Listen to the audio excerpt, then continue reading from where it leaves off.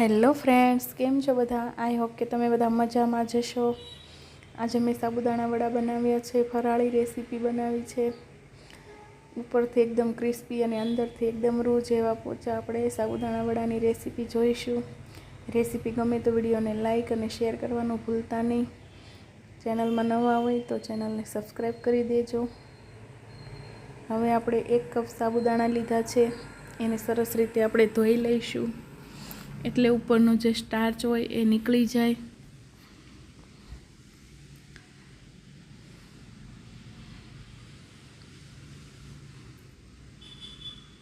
હવે આપણે ધોયેલા સાબુદાણાને એક બીજા બાઉલમાં ટ્રાન્સફર કરી લઈશું.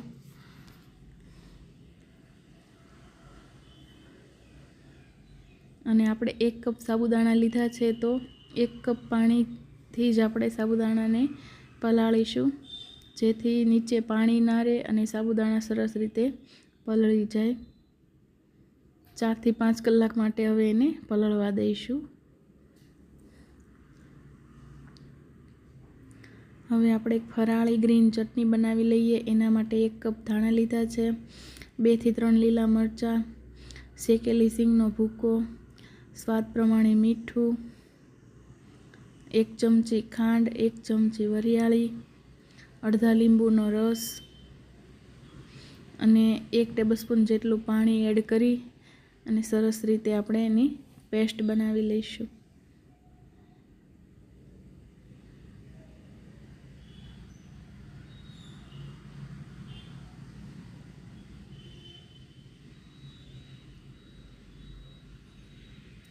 આપણી ચટણી એકદમ રેડી છે.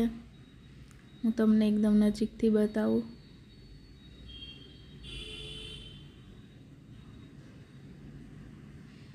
હવે આપણે ચટણીને એક બાઉલમાં ટ્રાન્સફર કરી લઈશું. હવે આપણે સાબુદાણા સરસ રીતે પલળી ગયા છે. નીચે બિલકુલ પાણી પણ નથી. એક બાઉલમાં આપણે પલાળેલા સાબુદાણા, 1 કપ શેકેલી સિંગનો ભૂકો અને 3 બાફેલા બટાકાનો મેશ કરેલો માવો આપણે એડ કરી દઈશું.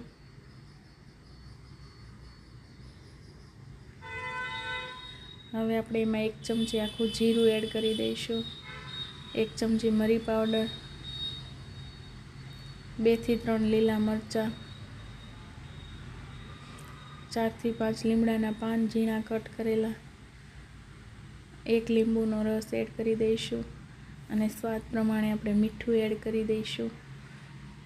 અને લાસ્ટમાં આપણે લીલા ધાણા કટ કરેલા એડ કરી દઈશું.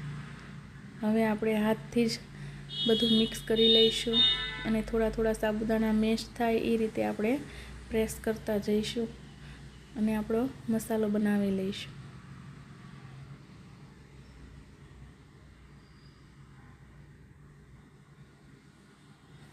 આપણો સાબુદાણા વડાનો મસાલો રેડી છે. હવે આપણે વડા બનાવી લઈએ. પહેલાં આપણે એક બોલ બનાવીશું અને પછી 2 હાથની મદદથી એને ચપટો બનાવી લઈશું. આ રીતે આપણે બધા જ વડા બનાવી લઈએ.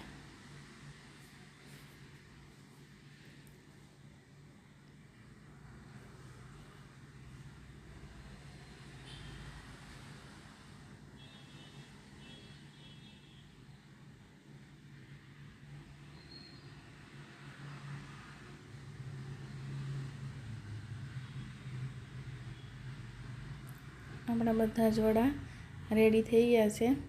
આપણું તેલ પણ ગરમ થવા મેં રાખી લીધું છે. તો આપણે ટેસ્ટ કરી લઈએ કે તેલ ગરમ થઈ ગયું છે. તો આપણું તેલ એકદમ સરસ ગરમ થઈ ગયું છે. હવે આપણે વડાને તળી લઈએ. ગેસ આપણે મીડિયમ હાઈ ફ્લેમ પર રાખીશું અને એકવાર વડા નાખ્યા પછી 1 મિનિટ માટે એને તળાવા દઈશું. 1 મિનિટ પછી જ એને ફેરવીશું. જો આપણે પહેલાં એને ફેરવીશું તો સાબુદાણાના વડા એકબીજા સાથે ચોંટી જશે, એટલે આપણે પહેલાં એને 1 મિનિટ માટે સરસ રીતે તળાવા દઈશું. 3 થી 4 મિનિટનો સમય લાગે છે વડાને તળાતા.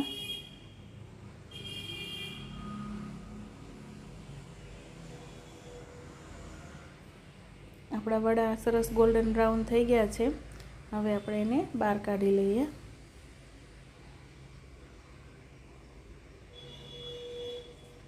હવે આપણે વડાને ગ્રીન ચટણી સાથે સર્વ કરી લઈએ.